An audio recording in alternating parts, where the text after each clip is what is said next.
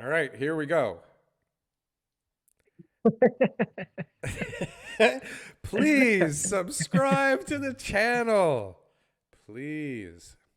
Hey guys, YouTube's got an algorithm and it really help us out a lot if you could like, comment, and subscribe. This is how we can get more information out to more people and share the message of Toronto real estate. In Thanks. that order, like, comment, subscribe, and hit the damn bell.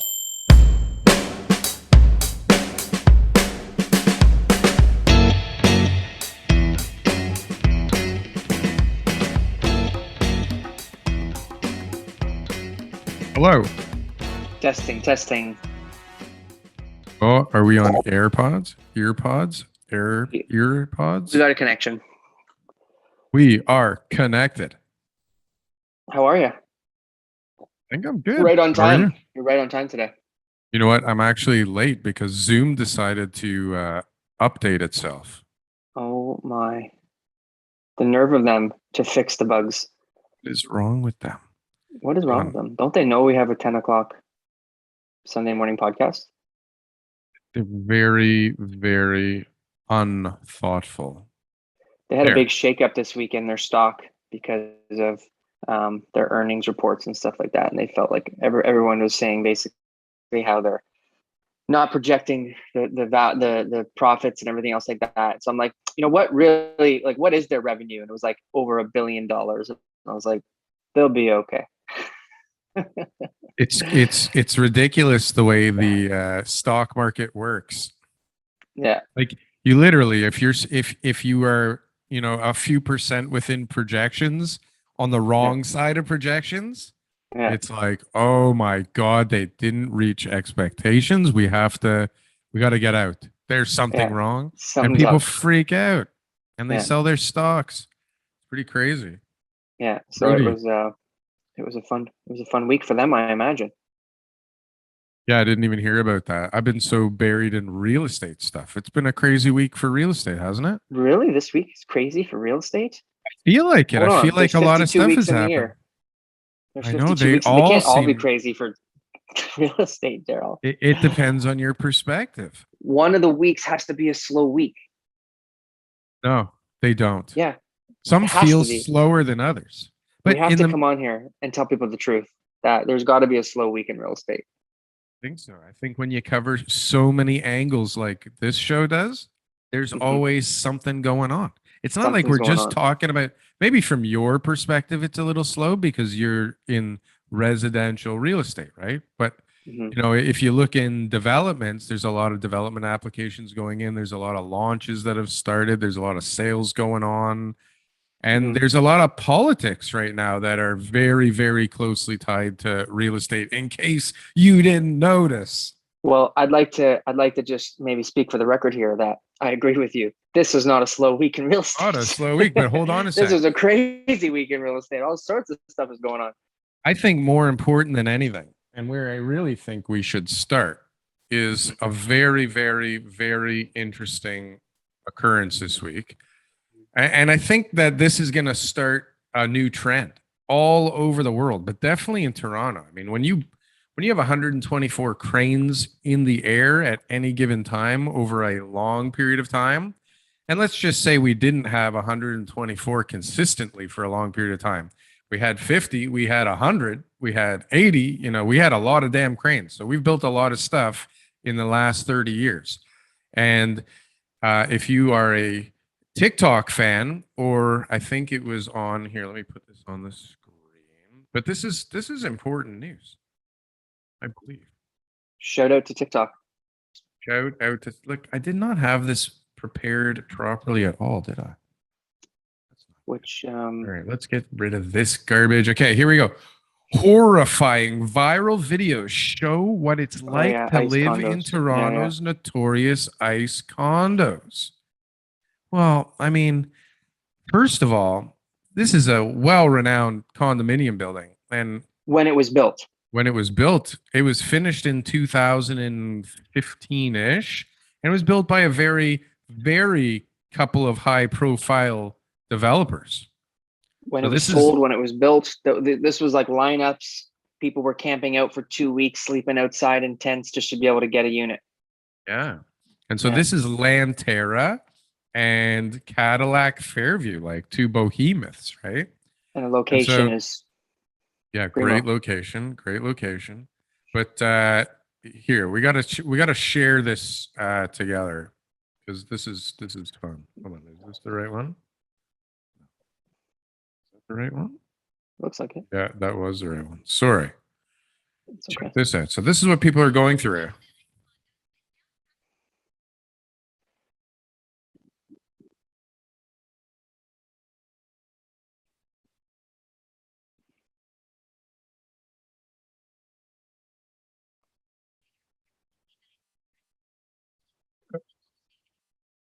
Multiple shootings. That's horrible. Mhm. Boy.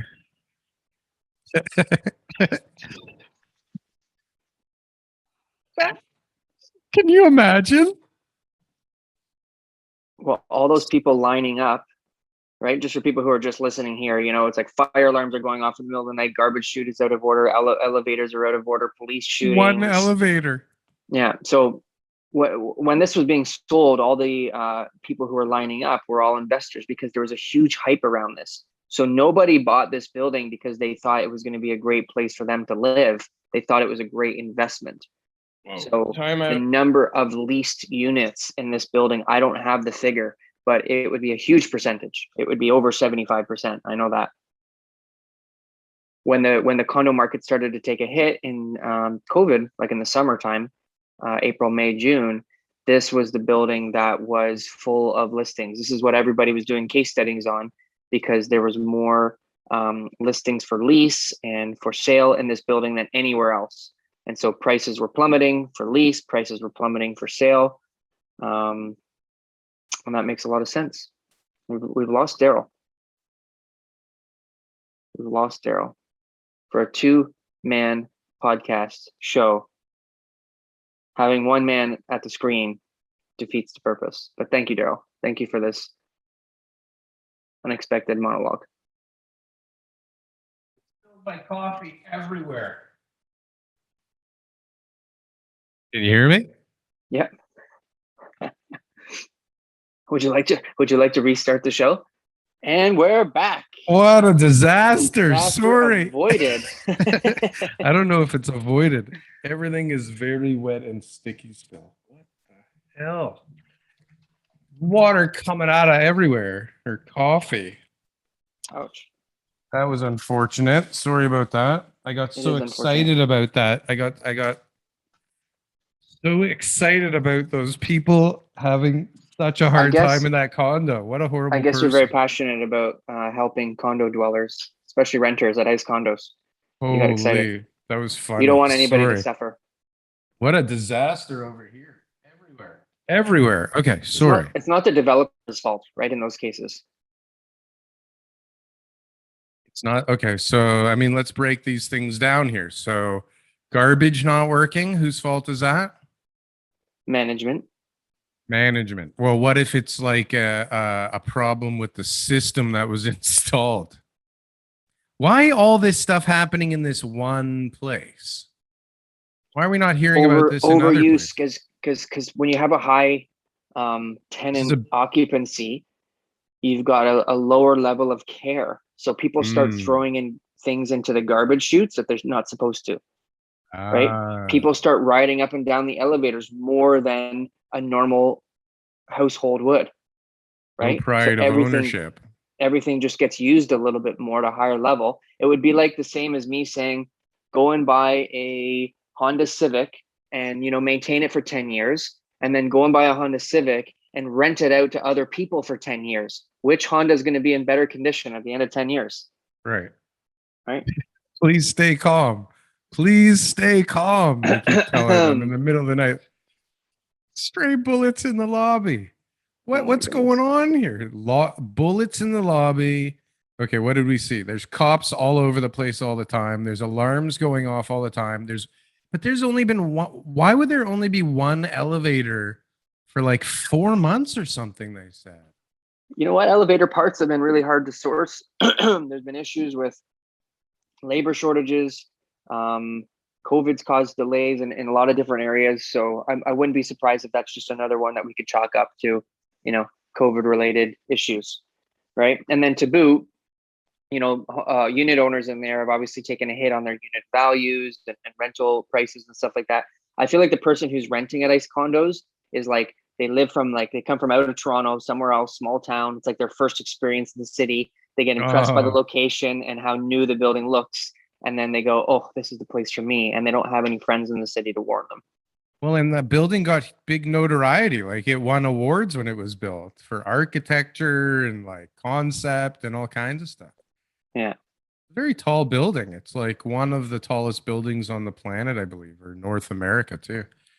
But yeah, I thought that was kind of interesting because I guarantee you now we start to see a wave of TikTok videos where people are complaining about their living arrangements, right? In some of these buildings that have been built in the major cities around the world. What do you think? Am I onto something? You're onto a trend. It's a trend. And then some guy's gonna spoof it and he's gonna like complain about his living arrangement and he's gonna like talk about how his landlord's this, his landlord's that, and how he's not getting, his needs met and nothing's getting fixed. And then he's gonna turn around and says, there's my landlord right there, and it's gonna be his wife, and that's gonna be really funny.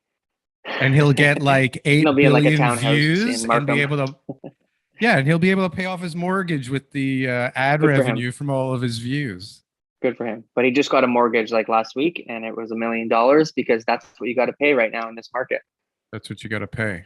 But we don't want to touch the stats. But yeah. We'll touch the stats next show. Next episode. But it is nutty out there. But hold on a sec. So you sent me some stuff that you wanted to discuss. And this is kind of interesting. Well, I'm trying to go away from some of the other. We've talked about a lot of the stuff. So I'm trying to bring up some new topics. What do you got? What's the new one? What's the next one? Canadian real estate agents are discreetly pushing buyers to high commission listings. This is so Rico sent out a email that said warning us of steering. So you're steering your clients to properties that are offering more commissions. And I mean, for me to tell you that this doesn't happen would be a bold-faced lie. I mean, of course it does. That's the whole premise of the MLS system, is that you're offering a cooperating brokerage commission, and that, an agent who is selling one house a year is going to take that into consideration when he's either showing properties or talking to his clients. And I just don't see how that could ever be avoided, or how they'd ever catch anybody, or how they'd ever prove it. Even in the article that I sent you, they said, or maybe just the places that are offering full commission are also the most desirable houses, because that also could be true. It's super like anecdotal as to how we could actually figure out why people are doing it. But let me tell you, to me, a very good justifiable reason to not show a house. That's within the code of ethics, in my opinion. Okay. Bringing up a property to your client is necessary. You can't hide properties from a buyer. You have to show them the properties there. But if it's being sold by like a for sale by owner, and there's like, no agent being involved, so there's a few companies who do this, right? Then you can let the client know that, unless it's their dream home, it could be a property that should be avoided, or it could be a property that they may want to avoid. It's their decision, because you don't have like another agent on the other side trying to help you be able to facilitate the transaction. And there's a lot of issues with those companies, not just the fact that they don't offer full commission, which even some of them do. Even the remarks will say, we are paying full commission. So it's like there's no monetary loss to the agent. It's just that we understand that, the sellers don't have representation. They have a new agent every 4 hours, so they don't really have a dedicated person who even knows their situation. You try to call one person, they're no longer in on the task. So then the next day you got to talk to someone else. Then you make an offer, then a new guy gets put in, and then you negotiate the offer, but then another person comes in and you're like, what's going on here? I don't even know where we started and where we're going to finish. Right. And it could end up causing you some issues. So what are you saying right now? You're saying that ethically you could not show somebody something that's for sale by owner? No, I'm saying you bring it to their attention, but ethically you can tell them the downfalls of having to deal with somebody who's not represented by an agent. Now, if it's a property they really like, steering? I don't think so. I think steering would be not showing people the property. That's the unethical part. You should, first of all, you can't set up a search that avoids commission. So if you're setting up a search and sending your clients properties, it should include everything, and that there shouldn't be an opportunity for you to be able to avoid any listings based on commission alone. That's not an option we have in the MLS, So it's like you send them all the properties anywhere. But if you're going to tell your client, which properties are good to buy or not good to buy, then yeah, sometimes properties that are being sold by for sale by owner can be a challenge. If they're the right property for your client, those are the best properties to get a deal on. No, but what we're talking about here, I believe, is an agent with a buyer saying, you should buy this house. This is the best house by far. Yes, that happens. The that price happens. is right. 100% that happens. Because I get an extra half a point here. If Rico's sending out an email, it happens because somebody got caught doing it. So it happens.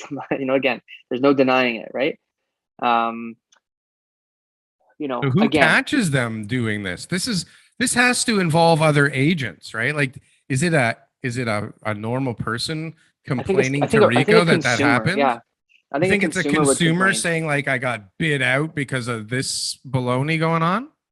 You know what? I don't know. Why would they complain? I haven't read the case studies yet, so I'm not going to just theorize about what happened. But the main thing is it does happen, and people also try to offer more commission. Like, they try to go over and above. Like, they'll say, we'll offer you 3%, we'll offer you 3.5%. Without getting into numbers here, I'm not supposed to be. That's anti-competitive. But they try to say higher numbers, and I don't think that's very effective. I mean, like I've seen it before.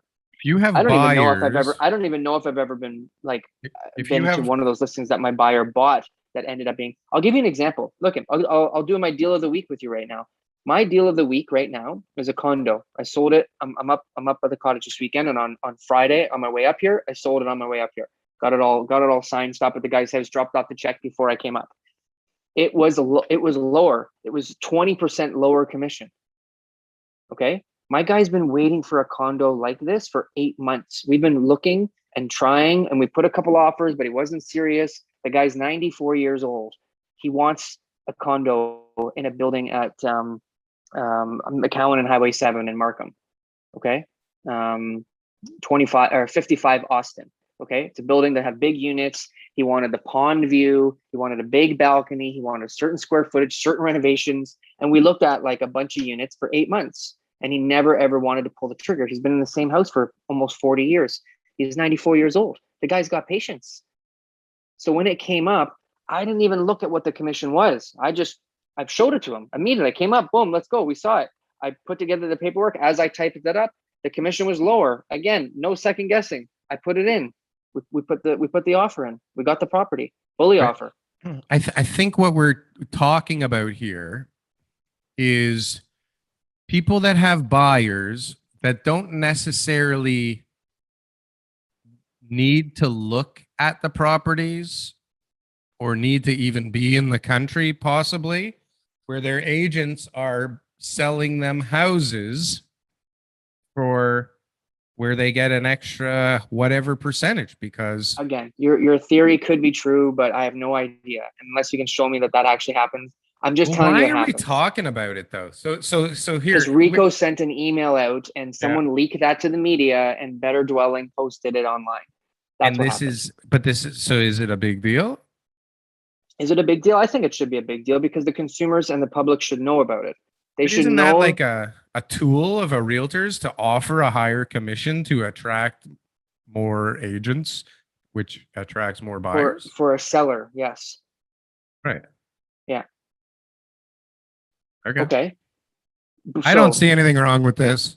Okay. This is what it is. In the age of information. If I decide to go out of my way because I see, remember, the pre-construction does this all the time. Pre-construction, all they do is incentivize investor realtors with more commission. That's what they do. If I see a listing in Markham, my client's looking in Etobicoke, and my client says, I only want to buy in Etobicoke, but I see a listing in Markham that's offering me 10% commission. I can go and bring it to my client and say, hey, there's a great place in Markham. Why don't you go check it out? There's nothing wrong with that. Oh. It's when my client's telling me they want to buy in Etobicoke, okay? The perfect home comes up, but they're offering a very low commission or no commission. and I decide to not bring it up to my client. That is ethically and morally wrong. That's what steering is. That's a Right. problem. So my client now trusted me to find properties. I'm bringing them to Markham where they don't want to move to because I'm getting paid more, yet I'm not bringing up something in the neighborhood that they prefer because I'm not getting paid the commission that I think I deserve. And that's the issue. That is a major issue.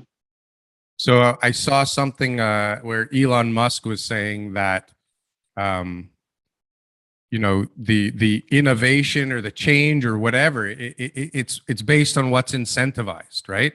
So if the incentive is to build apartment buildings, purpose-built apartment buildings, they would be building purpose-built rental buildings, right? Like they would be building apartment buildings. In the 70s, it was incentivized, and that's why they did it.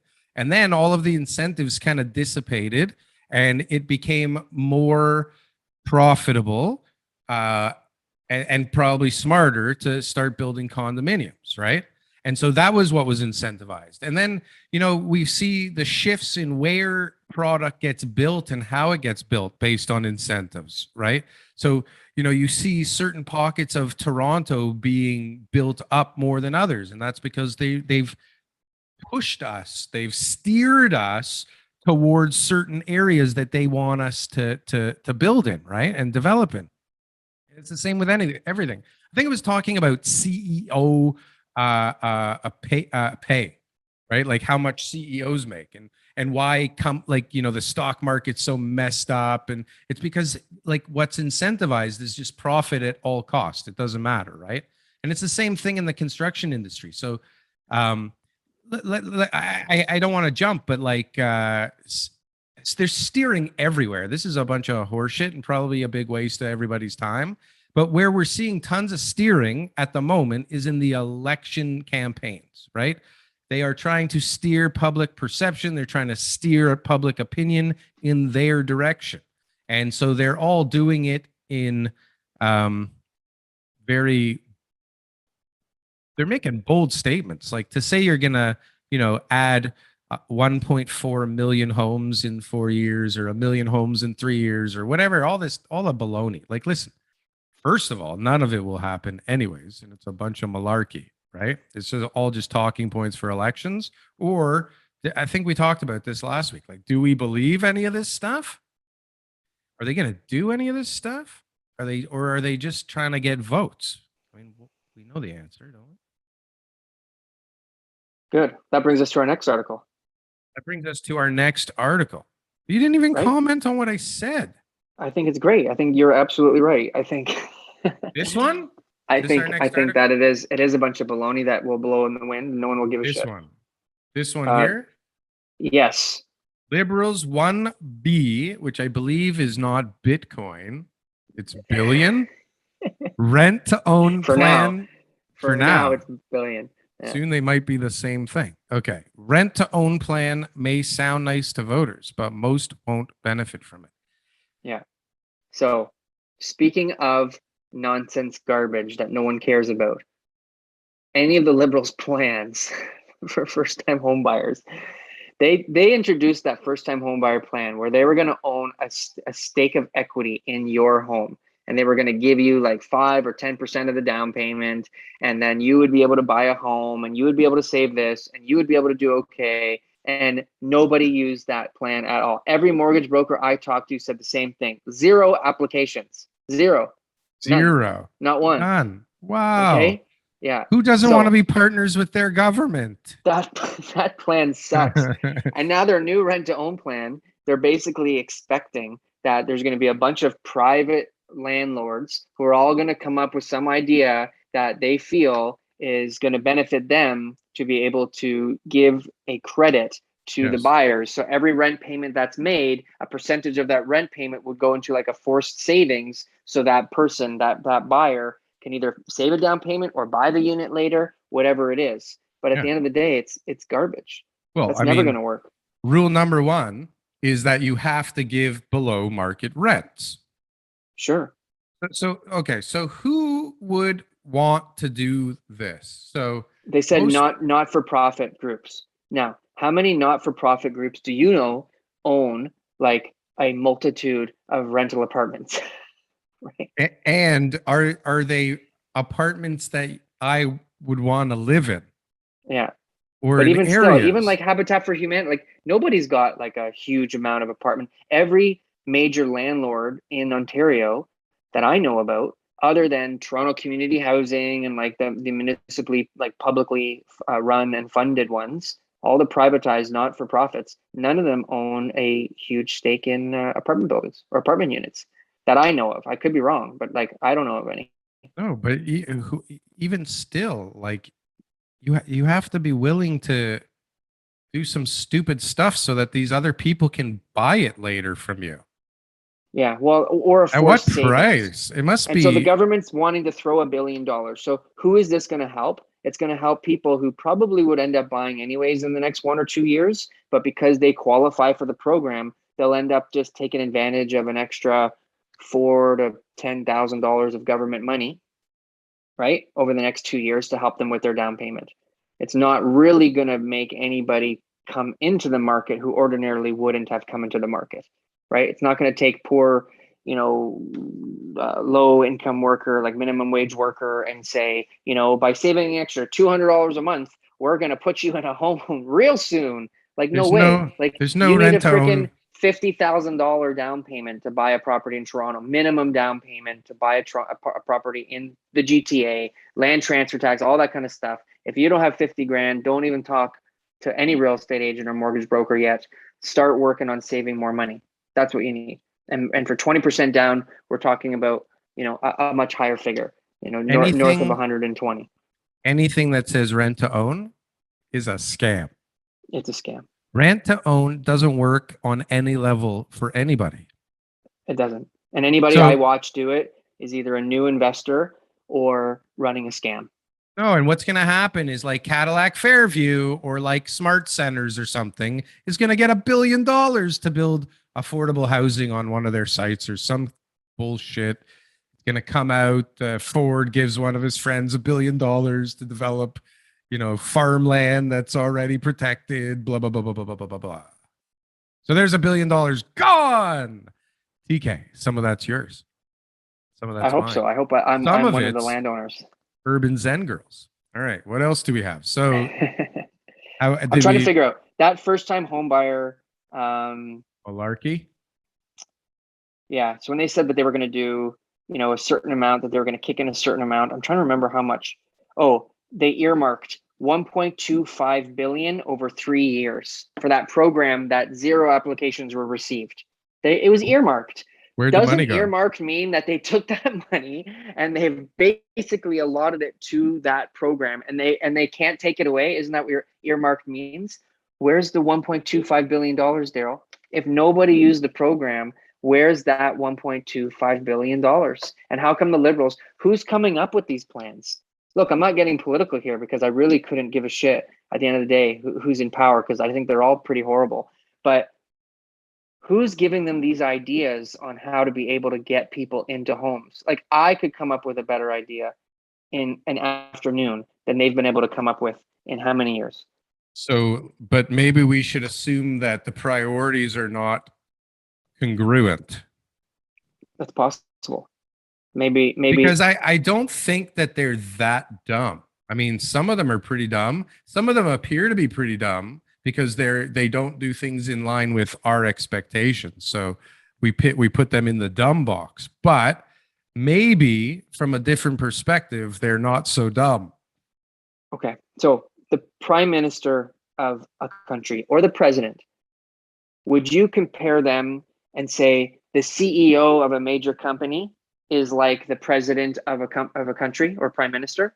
That's a pretty fair assessment, right? Like the person who makes the decisions, Nah, but they there's a have a lot bunch of. more. You can make up way more decisions in a business than you can running the Okay, US but government. let's just use that as an example here. Okay, now Big you were boat, talking little rudder. Big boat, little rudder. you were talking about Elon Musk and how incentivization for CEOs and the money and all that kind of stuff.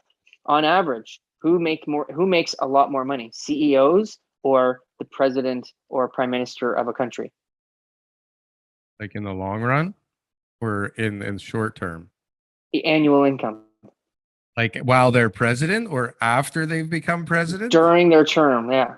Well, but that's a fixed like thing. But you're taking billionaires that end up only making $250,000 a year and get everything paid for. And No. then their businesses are You're making wrong. money. You're reversing it. The What? CEOs make way more money. Yeah, I know. So I the know that. incentivization for our smartest people to go into politics is not there. Hold on. The report, the amount that we think that they make is obviously incorrect. There's no climb to the top of these politics for 45 grand a year or 65 grand a year. There are incentives that we are not appraised of all I'm over not the saying there place. aren't. I'm not saying there aren't. Why the hell? Who the hell But keeps going? the Who goes into smartest politics people, and keeps going? Like, the, oh, this that was like so easy the last 4 years. Let's keep going. This is completely on the up and up. Barack. Well, sure. But do you know what I mean? Like the best of the best don't go. They go into the private sector. Oh, The best of the are you best, kidding right? me? If you want to be guaranteed a bloody fortune for the rest of your life, you go be the president of the United States if you can get it.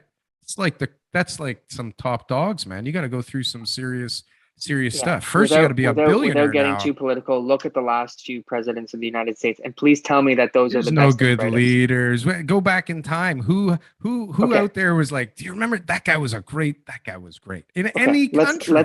Let's digress. Yes, sorry. Okay, All right. real estate show. Sorry. So $1 billion rent to own plan does not work. Oh, so how about this? Yes. Toronto Well, this is neighborhood left interesting. confused after sudden teardown of heritage buildings. This is another neighborhood left confused. This is not so confusing, actually. It's This doesn't seem that confusing that, confusing. well, it's confusing that it is something that can actually happen in reality. So, okay, this goes back to the dumb scenario. So this is dumb. So this is a bunch of historic or heritage buildings that Yep. were Heritage. It's a heritage demolished. zone, Well, it's a and one heritage of or zone. two of the buildings were listed. Nothing was designated. These aren't designated buildings. The whole area is designated heritage, King The Spadina area, but not the Heritage buildings District. themselves. No, but some of the buildings were They were listed. after. Well, listed means they're like They're not heritage. designated. Yeah, Listing and but designations are two listed, different things. but it's good Yeah. enough that it causes you all kinds of problems, and It's you hard to demolish. Yes. shouldn't be able to demolish them. But Yeah. they gave the demolition permit prior to the listing. Weeks before. Weeks before, which Yes. tells you a couple things. I mean, one, somebody has it out for this guy because it's Brad Lamb. I mean, there's probably a bunch of people that have it out for him, but Yeah. somebody wanted to like stop this thing or cause some problems, and they were rushing to designate or list or whatever they had to do to screw up this demo permit here. But Yes. even still, this happened in 2016, the demo permit. So Look how ugly those buildings are. Can you uh, pull up a street view of the addresses in Camden? here, it's right here. It's just like your Yeah. typical blah, You're just whatever. typical mid-century, like, or, 1930s, 40s, 50s. Oh, okay. Like, I get it. No one wants construction, but Like this those wall, I would consider this wall something that should probably stick around it's a little Art Deco. forever. Yeah. It's pretty cool, Yeah. right? And it's Yeah. special, and it's like it's got these frilly things. But this side, I would say, rip the damn thing down. But this Yeah. crap here, Yeah. why? Garbage. Listen, but let me tell you what happens here, okay?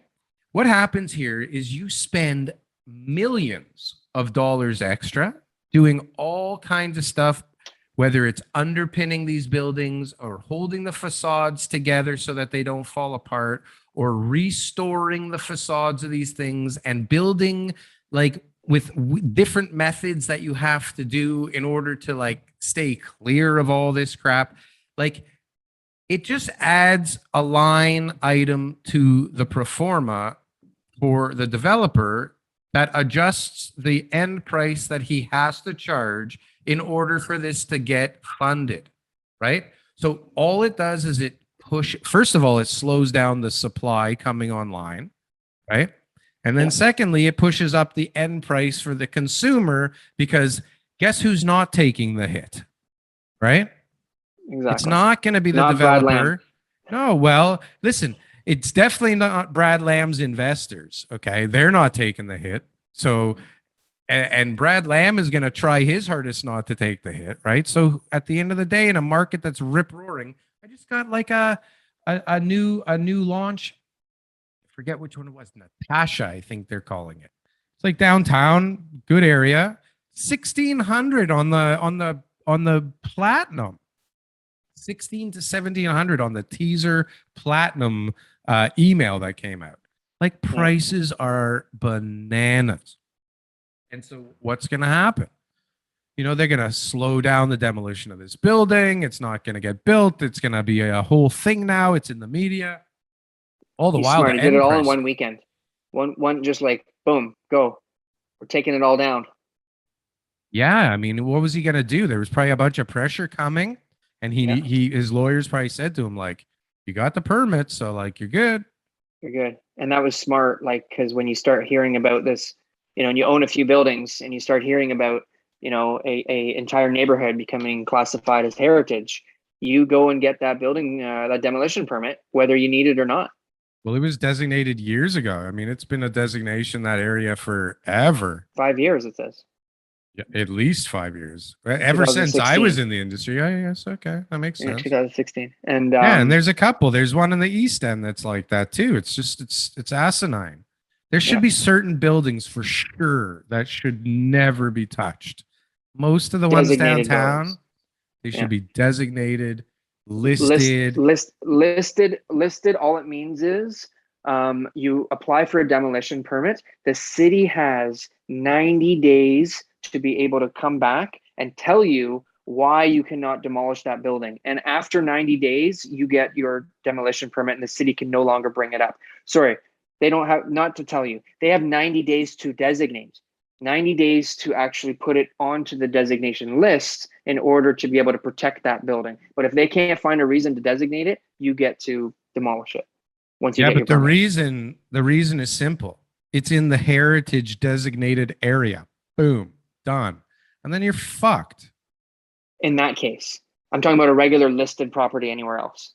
Well, in other areas, But because they got maybe. their demolition permit before, But that's why they did these blanket designations of areas to of avoid course, all these paperwork. shenanigans. But I mean, we were driving downtown yesterday. Where were we? We were Dundas, Western, I don't know where we were, but it was all houses. And I was like, yeah, I think we were on Dundas. And it was like, why are there all these houses here? This should all be buildings. This is ridiculous.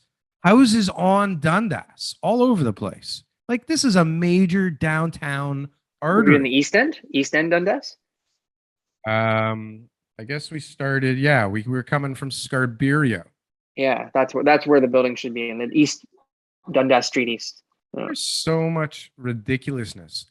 And There's then a lot of stuff there, and that is, so a year or two ago that was being considered a because that's Cabbage Town North, I think, and there and part of Cabbage Town was already a designated area, and they were saying that they were studying the area to decide if it's going to be a heritage zone as well. No, this is like And Allen Gardens kind of area, yeah, which I don't think is Cabbage Town, but maybe.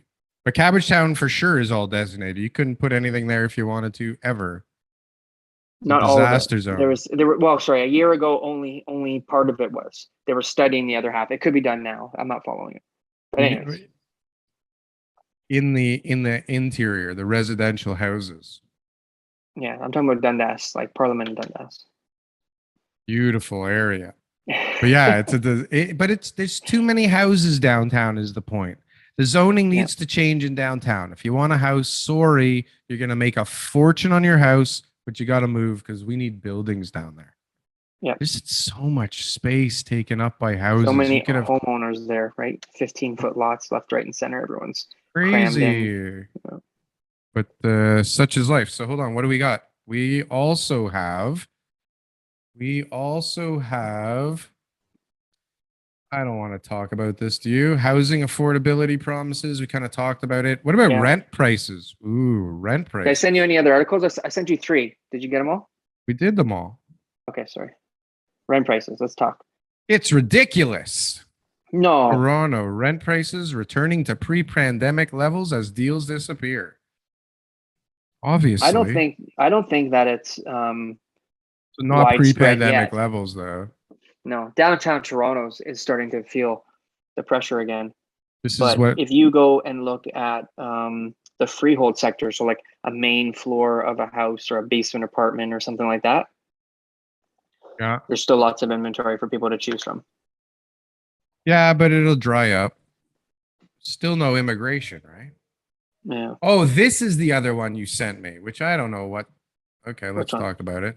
I mean, real Oh, estate yeah. doubters can now double Thank down you. as Horizons introduces leveraged sector ETFs. So basically, you can say, I think the real estate market is going to go up, or I Yeah. It's think only the real based on estate the market REITs.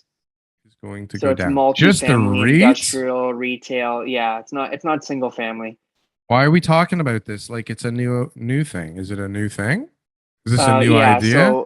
So Betting basically, on REITs? what they had this week, their public offering was for both different ETFs. So one would be 2 times the rate of returns on the ETFs that they've picked, which is like RioCan and all the big REITs and everything else. And then they had the inverse 2 times of the profit margins of the REITs and all that kind of stuff too. So depending on which ETF you bought, you can basically say, I think the market's going to go up. This is the ETF I'm going to buy. This is the market I think the market's going to go down. This is the ETF that I'm going to buy. Right? It's like Proline. Exactly. So that's how anybody from now on who says to me that the market is going to go down, I'm Yeah, going to direct them to that ETF, and they say put all your money in here, right? Or stop talking about it on Facebook. yeah, stop it. Yeah, TK's put all your had money. enough.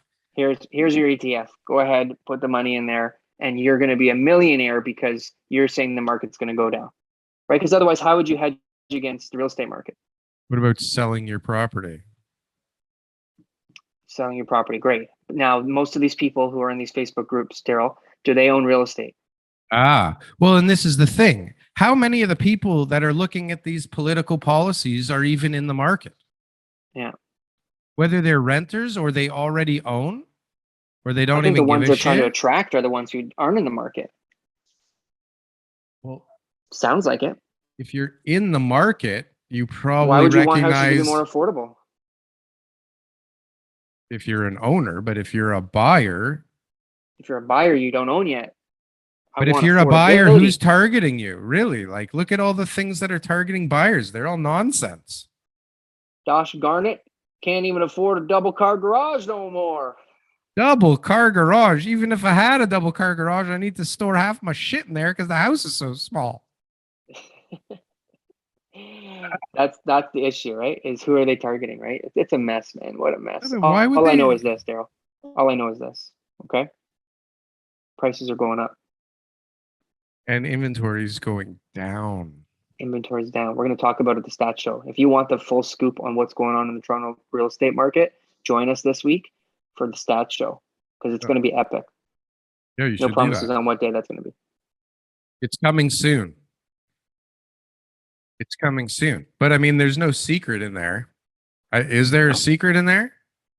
In the stat show, no. Is there going to be Or is there? inventory again soon? Is there going to be inventory soon? The issue with inventory is that everybody I know who owns a house that needs to sell it is also looking to buy somewhere and they can't find anything. So what is this going to look like in, well, okay. What if we lock down again? Are we going to have, let's grab our crystal balls. Okay. Okay. So, I mean, Hold on. the way things are going, can you still hear me on your ear pod? Yeah, I hear you loud and clear. Yeah. So the way things are going when it comes to the thing going on out there, which we won't mention because maybe that's why we've been demonetized. No, seriously. Is it gonna, do you think that that will boost real estate sales, or is it gonna make things even? Ooh, well, that's okay. Let's ask the magic 8 ball. If we have a lockdown, will prices go up? Go No, up. It forget has to be a prices. yes or no No, question. inventory. Will inventory continue to go down? There. Will inventory continue to stay low? Okay. It said concentrate and ask again. Hang on. Because it was confusing, the question. I mean, we were Now all it's over the saying place. better not tell you now. Hold on. This magic 8 ball. It is certain. It is certain. There you have it, folks. It It is is certain. certain. So, but hold on a sec. Black At the 8 ball. beginning, they were very Trudeau-esque answers. Yeah. It said like, you know, I better think not we tell you should vote for now. the 8 You should ball. ask again. Yeah, I don't like it's very nice outside. It's a very nice day. That's what it is. Deflections. It's That's what it is. beautiful. So inventory is going to stay low. We're going to continue to see pressure on prices. Hold We're on. gonna Stay low or go lower?